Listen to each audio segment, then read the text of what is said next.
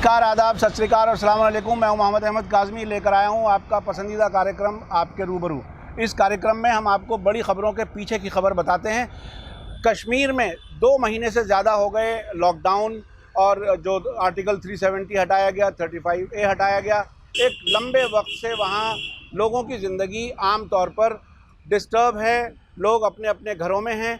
अब मैं इस वक्त बात करने आया हूँ जनाब अशोक कुमार पांडे जी से, जो कश्मीर के बारे में इन्होंने किताबें लिखी हैं। कश्मीर नामा इनकी एक बड़ी मशहूर किताब है। इसके अलावा और भी किताबें हैं जो कश्मीर पर लिख रहे हैं। एक बड़े लेखक हैं। अभी कश्मीर का एक सफ़र उन्होंने किया है, तकरीबन 1 हफ़्ते का। श्रीनगर गए हैं, लोगों को देखा है, मिले हैं, समझे हैं। पांडे जी, आपका मीडिया स्टार वर्ल्ड में वेलकम है।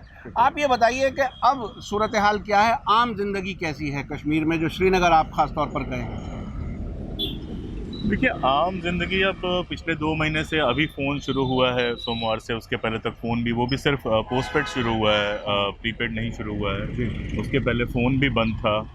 और वहाँ के जो लोग हैं, उन लोगों ने एक तरह से आप कहिए कि सविनय अवज्ञा आंदोलन जैसा किया हुआ है, जिसमें दुकानें बंद हैं, लोकल ट्रांसपोर्ट नहीं चल रहा है, ऑटोज़ बड़ी मुश्किल से मिल रहे हैं। तो मुश्किलात तो हैं। जैसे मैं आपको एक एग्जांपल दूं स्कूलों का, कि स्कूल सरकारी तौर पे खोल दिए गए, लेकिन स्कूलों में बच्चे नहीं जा रहे हैं। लोग बच्चों को स्कूलों में नहीं भेज रहे हैं, तो डरे हुए हैं। और एक स्कूल में मैं गया ये पता करने के लिए कि कैसे काम चल रहा है, तो पता चला कि जो कोर्स है एग्जामिनेशन का, उसकी फ़ोटोकॉपी करा के बांटा जा रहा है। लोग घर लेके जा रहे हैं उसको और बच्चों को पढ़ा रहे हैं, उससे बच्चे एग्ज़ाम देंगे। तो आप एक अंदाज़ा लगा सकते हैं कि किस तरह की लाइफ वहाँ पे डिस्टर्ब हुई है। तो डिस्टर्बेंस तो है।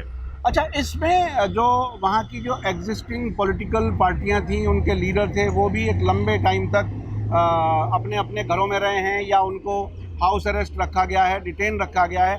उसका कितना असर है? आम लोग उनसे कितने जुड़े हुए हैं? मैं आपको बहुत ईमानदारी से बताऊं कि उसका आम लोगों पे कोई असर ऐसा दिखता नहीं है। जितने लोगों से मैंने बात की, उन लोगों को लेकर एक गुस्सा ही है। कश्मीर में अपनी लोकल लीडरशिप को लेके ठीक ठाक गुस्सा आपको दिखाई देगा। अच्छा। अब अगर आप किसी ऐसे बंदे से मिलते हैं जो नेशनल कॉन्फ्रेंस का है, या PDP का है, या हुर्रियत से या किसी से जुड़ा हुआ है, तो उसकी बात थोड़ी अलग हो सकती है। लेकिन आम आदमी पॉलिटिकल लीडरान को लेके कोई बहुत परेशान नहीं है।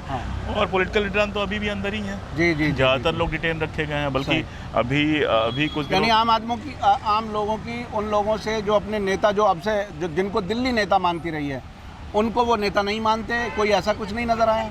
नेता मानने नहीं मानने की बात अलग है। नेता तो वही हैं, वही चुनाव लड़ते थे और जीतते भी थे, वोट भी मिलता था। लेकिन एक निराशा है, एक जिस तरह का पॉलिटिकल फेल्योर वहाँ पे हुआ है, और 70 साल से जिस तरह से उतार चढ़ाव वहाँ की राजनीति ने देखा है, तो पॉलिटिकल सिस्टम को लेकर जनता के भीतर एक निराशा भी है और एक गुस्सा भी है, और इससे बहुत ज़्यादा उम्मीद बची नहीं है। इसीलिए आगे अगर चुनाव होते हैं, पहले भी आपने देखा कि 6% 7% वोटिंग हुई है। अभी आगे चुनाव होते हैं तो कितनी वोटिंग होगी, या उसमें कितने ये जो अभी लोकल बॉडीज के इलेक्शंस का नहीं, ये लोकल बॉडी इलेक्शन नहीं है, इनके बारे में जानना चाहिए। ये जो इलेक्शंस हैं, इनको, ये BDC वगैरह के जो इलेक्शंस हैं, इनमें तो जो पंच सरपंच चुने गए थे वही वोट देंगे। तो इसमें जनता की भागीदारी का कोई मतलब नहीं। अच्छा, इसमें कोई वोटर वाला कोई ऐसा नहीं? वोटर वाला मामला नहीं, ये पब्लिक की वोटिंग नहीं है। जो कुछ पाकिस्तान विदेशों में जाकर के बोल रहा है, यूनाइटेड नेशन जनरल असेंबली में इमरान खान बोले हैं, क्या उसकी भी कोई धमक, किसी किस्म का कोई इम्पैक्ट, असर, अच्छा या बुरा कोई कश्मीर में नज़र आता है? इस पर कोई, जितने लोगों से मैं मिला हूँ उसमें इस पर कोई एक बात कहना बड़ा मुश्किल काम है कि सारे लोगों का कोई एक जैसा असर है।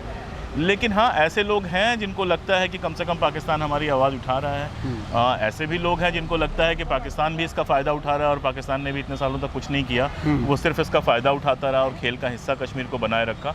तो इसको लेके कश्मीर के अंदर जितने लोगों से मैं मिला, मैं उतनों की ही बात कर सकता हूँ। एक मिक्स टाइप की फीलिंग है। और देखिए, सूचना ब्लैकआउट का एक बड़ा असर पड़ा है कि यहाँ जो कश्मीरियों के समर्थन में विरोध हो रहा है, या कश्मीरियों के समर्थन में लोग बोल रहे हैं, वो तो TV चैनल्स पे आता ही नहीं है, और इंटरनेट बंद हो गया है। तो उनको ये पता ही नहीं चल रहा है कि हिंदुस्तान के भीतर उनके समर्थन में लोग किस तरह से खड़े हो रहे हैं, या ब्लैकआउट हटाने के लिए जो कैसे लोग बात कर रहे हैं। जबकि TV चैनल्स जो हैं उन पर पाकिस्तान की बातें आ रही हैं, अल जजीरा चल रहा है वगैरह, तो इसका नुकसान भी हुआ है, हमें लगता है। तो अभी चूँकि मैं इंटरनेशनल अफेयर्स को कुछ चीज़ों पे मैंने पहले भी डिस्कस किया था, क्या वो जिस तरह से फ़िलिस्तीन बनने की बात कही जाती है, गाज़ा बनने की बात कही जाती है, श्रीनगर का क्या उस तरफ, मतलब ऐसी कुछ हालात बिगड़ते हुए नज़र आ रहे हैं आपको? क्योंकि 2 महीने से पहले देखिए ऊपर से देखने पे ऐसा कोई बिगड़ा हुआ हालात, ऐसे कोई बिगड़े हुए हालात नज़र नहीं आ रहे हैं। मैं बहुत स्पष्ट कहूँ, ऊपर से देखने पे अगर आप सिर्फ श्रीनगर की बात करेंगे तो श्रीनगर में लोग घरों से निकल भी रहे हैं, गाड़ियाँ आ जा रही हैं और ऐसी कोई चीज़, ठीक है प्रदर्शन भी हुए हैं, गुस्सा भी है, मैं उससे इनकार नहीं कर रहा हूँ, लेकिन गाज़ा फ़लस्तीन जैसी बातें मुझे लगता है अभी थोड़ी बड़ी बातें हैं। वेट एंड वॉच करना पड़ेगा। मैं मार्च का इंतज़ार कर रहा हूँ, क्योंकि देखिए अभी खबर आई है कि गवर्नमेंट ऑफ इंडिया की खबर थी कि 50 से अधिक जो हैं आतंकवादी उन्होंने इन्फिल्ट्रेट किया है। वहाँ पे लोकल भी अफवाह है कि ढेर सारे पाकिस्तानी जो हैं आतंकवादी वो आए हैं। तो बर्फ़ पिघलने के बाद जब मार्च में बर्फ़ पिघलेगी तो ये प्रोसेस तेज़ भी हो सकता है। तो मैं बर्फ़ पिघलने का वेट कर रहा हूँ कि उसके बाद किस तरह का रिएक्शन होगा। मेरी अपनी जो रीडिंग है वो ये है कि तुरंत कोई बड़ा रिएक्शन नहीं होने वाला है। अच्छा, अभी प्रधानमंत्री नरेंद्र मोदी जी का एक बयान आया है जिसमें कहा है कि 4 महीने में हालात नॉर्मल हो जाएंगे, आप देखेंगे सब कुछ ठीक हो जाएगा।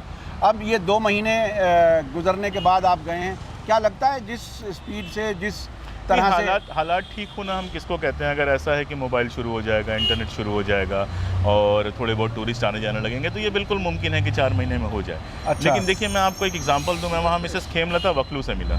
मिसेस खेमलता वकलू जो हैं वो वहाँ मिनिस्टर रही हैं, कश्मीरी पंडित हैं और 90s में उनका अपहरण भी हुआ था उनका और उनके हस्बैंड का। उसके बावजूद उन्होंने कश्मीर छोड़ा नहीं, वो वहीं रहती हैं। तो जैसे उन्होंने वो थोड़े से लोग जो मुझे मिले जो 370 हटाने के समर्थन में थे या जिनको लगता था कि 370 हटाने पे हालात थोड़े सुधरेंगे, उसमें खेमलता वकलू भी थी। अच्छा। लेकिन उन्होंने भी ये बात कही कि ये जो यूटी बनाने का निर्णय है ये बिल्कुल गलत है। इतने छोटे छोटे झारखंड है और छोटे छोटे स्टेट्स हैं, इसमें जम्मू और कश्मीर जैसे बड़े स्टेट को आपने यूटी क्यों बनाया?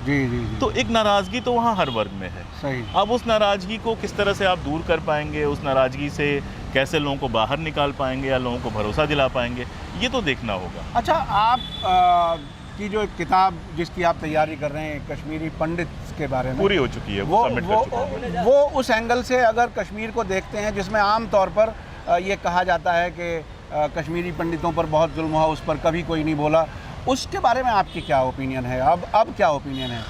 अब देखिए वो सवाल पुराना हो चुका है। कश्मीरी पंडितों पे जुल्म हुआ, इससे शायद ही कोई इनकार करेगा। ये बिल्कुल एक हकीकत है कि कश्मीरी पंडितों पे जुल्म हुआ। मैं सैकड़ों परिवारों से मिला हूँ जो वहाँ रह रहे हैं, उनसे भी मिला हूँ। तो जुल्म तो हुआ।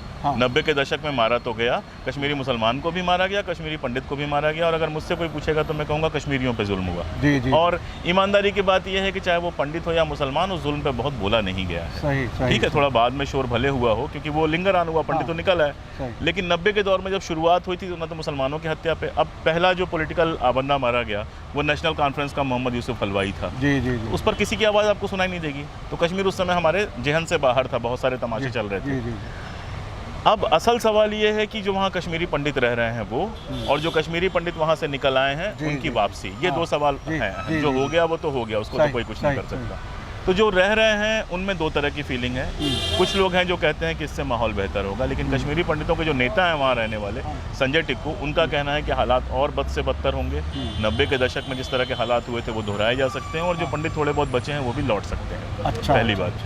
जो बाहर से जाने वाले पंडित हैं उनके बारे में एक बात बहुत क्लियर है कि जब तक पीस नहीं होगी, पहली चीज़ शांति, पहली चीज़ तो शांति चाहिए। दूसरा रोजगार के अवसर, क्योंकि मान लीजिए कोई दिल्ली में रह रहा है, 2 लाख रुपए या 1 लाख रुपए की नौकरी कर रहा है, घर बनवा गया है, तो वो सिर्फ मोहब्बत में तो कश्मीर जाके नहीं रहने लगेगा दाल रोटी की। तो या तो दाल रोटी का उतना अच्छा इंतजाम हो और प्लस शांति हो, तब तो कश्मीरी पंडितों की वापसी हो सकती है। अदरवाइज तो देखिए पॉलिटिकल गेम ज़्यादा है ये। वापसी का कोई मामला कभी वापसी पे बहुत मेहनत करता हुआ कोई दिखा नहीं। सही। तो आपको अगर ओवरऑल असेसमेंट आपसे पूछा जाए कि आप बेहतरी के लिए आशावान हैं या क्या मतलब कैसी स्थिति आगे हो सकती है?